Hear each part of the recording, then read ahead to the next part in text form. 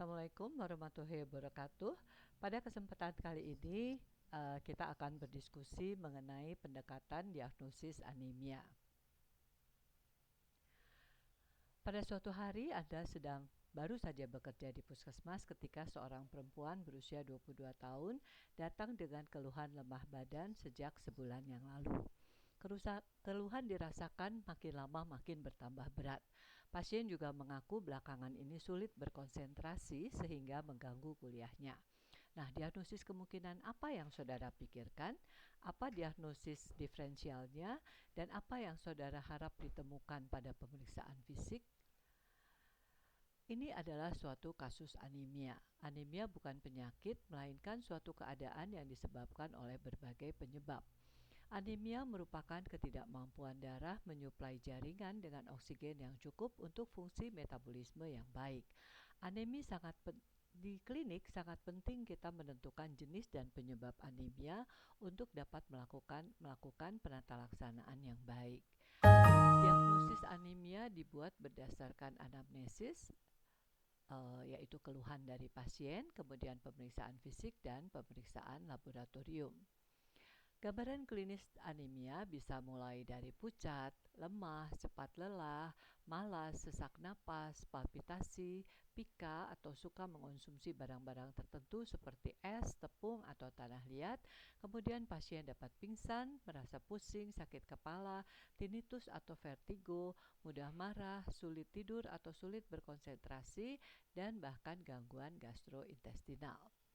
Bisa kita lihat di sini pada anemi ringan kita bisa menemukan tergantung penyebab aneminya, kita bisa menemukan dari mulai pusing, lemah badan, kemudian mata kekuning-kuningan, kulit kita temukan pucat, dingin, kemudian bisa kekuning-kuningan, pada pernapasan bisa kita temukan napas yang pendek-pendek, pada otot bisa ditemukan kelemahan otot, kemudian pada feses bisa ditemukan perubahan warna feses, dan pada tekanan darah kita temukan tekanan darah yang rendah, jantung bisa menunjukkan palpitasi atau tahikardi, dan bisa ditemukan pembesaran limpa. Kalau anemi menjadi berat, kita bisa menemukan pasien yang pingsan, nyeri dada, angina, bahkan sampai serangan jantung. Ini kita lihat pada pemeriksaan fisik bisa ditemukan konjungtiva yang sangat pucat, dan pada kuku kita bisa melihat kuku yang pucat dan cekung. Bila Anda bertugas di puskesmas, pemeriksaan laboratorium apa yang akan Anda usulkan? Berdasarkan WHO, suatu anemia didiagnosis secara laboratorium bila kita menemukan penurunan kadar hemoglobin, hematokrit, dan jumlah eritrosit. Sehingga untuk mendiagnosis anemia di puskesmas kita harus melakukan pemeriksaan hemoglobin, hematokrit, dan jumlah eritrosit. Berdasarkan kadar hemoglobin, anemia diklasifikasikan anemia ringan bila Hb-nya antara 10 sampai 11 gram per desiliter, anemia sedang apabila kadar hemoglobin antara 7 sampai 10 gram per desiliter, dan anemia berat apabila kadar hemoglobin kurang dari 7 gram per desiliter. Nilai rujukan normal hemoglobin tergantung pada alat dan metode yang digunakan, juga tergantung pada umur dan ketinggian tempat tinggal. Pada bayi baru lahir dijumpai kadar hemoglobin yang sangat tinggi, yaitu sampai 22 gram per desiliter, dan secara bertahap akan turun sehingga mencapai nilai dewasa normal pada laki-laki 14 sampai 18 gram per desiliter dan pada perempuan 12 sampai 16 per desiliter. Tadi sudah saya sampaikan bahwa pemeriksaan laboratorium yang dapat dilakukan di puskesmas diagnosis anemia adalah pemeriksaan kadar hemoglobin, pemeriksaan persentase hematokrit, jumlah eritrosit, indeks eritrosit, dan sediaan hapus darah tepi. Pada pasien ini setelah diperiksa kita menemukan penurunan kadar hemoglobin, yaitu menjadi 9 gram per desiliter.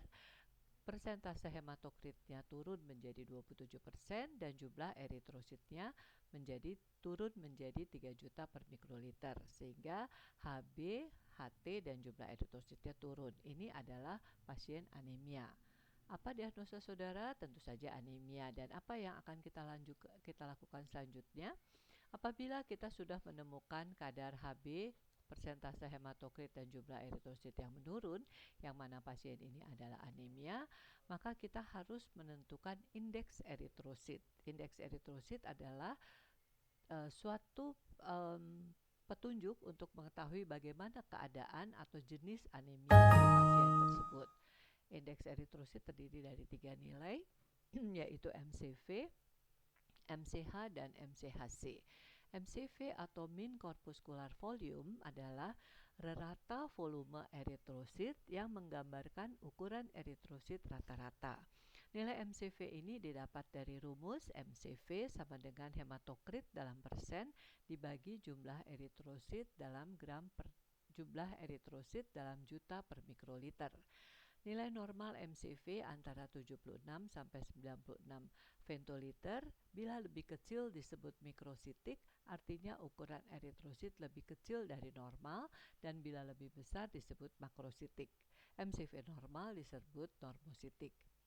MCH adalah mean corpuscular volume, mean corpuscular hemoglobin atau rata kandungan hemoglobin eritrosit yang menggambarkan kromasi atau warna eritrosit rata-rata. MCH dihitung dari rumus MCH sama dengan kadar hemoglobin dalam gram per desiliter dibagi jumlah eritrosit dalam juta per mikroliter dikali 100 pikogram. Nilai normal MCH sama dengan 27 sampai 32 pikogram. Bila lebih kecil disebut hipokrom, artinya bagian pucat eritrosit lebih kecil dari normal. MCH atau MCHC atau mean corpuscular hemoglobin concentration adalah rata konsentrasi hemoglobin eritrosit yang menggambarkan kromasi atau warna keseluruhan eritrosit rata-rata. MCHC ini dihitung dari rumus MCHC sama dengan hemoglobin gram per desiliter dibagi hematokrit dalam persen dikali 100. Nilai normal MCHC antara 32 sampai 36 gram per desiliter. Bila lebih kecil disebut hipokrom, artinya konsentrasi hemoglobin eritrosit lebih kecil dari normal. Klasifikasi anemia berdasarkan indeks eritrosit dapat dibagi menjadi tiga kelas, yaitu yang pertama normositik normokromik, yang kedua anemia makrositik normokromik, dan yang ketiga anemia mikrositik hipokromik. Anemia normositik normokromik dapat disebabkan oleh gagal sumsum tulang, anemia hemolitik, penyakit ginjal kronis, leukemia, metastase keganasan. Sedangkan anemia makrositik normokromik biasanya disebabkan oleh anemia megaloblastik ataupun non-megaloblastik, misalnya pada kelainan hati atau pada myelodysplasia. Sedangkan anemia mikrositik hipokromik biasanya disebabkan oleh defisiensi besi, anemia sideroblastik, talasemia, keracunan plumbum, penyakit kronis, infeksi atau inflamasi, dan adanya hemoglobin yang tidak stabil. Nah, apa yang harus dilakukan di puskesmas? Karena di Indonesia selain anemia defisiensi besi juga banyak sekali kita jumpai adanya talasemia, maka kita harus membuat diagnosis banding antara anemia defisiensi besi dengan talasemia, yaitu dengan menggunakan rumus indeks Menser. Indeks Menser adalah MCV dibagi jumlah eritrosit. Bila kita menemukan indeks Menser di atas 13, kemungkinan besar anemia defisiensi Fe, dan apabila indeks Mensernya kurang dari 13, kemungkinan besar talasemia beta minor. Nah, bila suspek anemia defisiensi besi, biasanya di puskesmas kita berikan dahulu terapi Fe, dan pasien diharuskan kontrol Hb setiap 3 bulan, selama 3 bulan. Bila Hb-nya membaik, artinya pasien ini memang positif mengalami anemia defisiensi besi. Namun, bila dalam waktu 3 bulan Hb tidak membaik, maka pasien ini harus dirujuk ke pusat kesehatan yang lebih besar atau yang lebih lengkap. Baik, itu saja yang dapat kita diskusikan pada hari ini. Terima kasih atas perhatiannya.